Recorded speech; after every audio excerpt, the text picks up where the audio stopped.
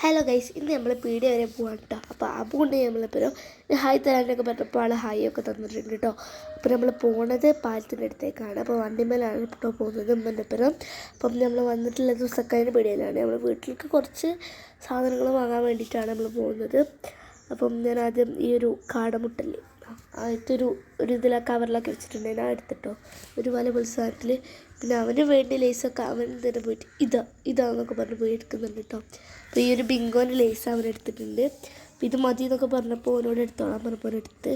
പിന്നെ ഈ ബബിൾക്കം പോലത്തെ മുട്ടായികളൊക്കെ ഇട്ടിട്ടുണ്ട്. ഇതിനപ്പോൾ ആ മുട്ടായികളൊന്നും അവനെ വാങ്ങിപ്പിച്ചില്ല. ബബിൾക്കൊന്നും കുട്ടികൾ കഴിക്കാൻ പാടില്ലല്ലോ, അപ്പോൾ ഇറങ്ങിപ്പോകുമല്ലോ.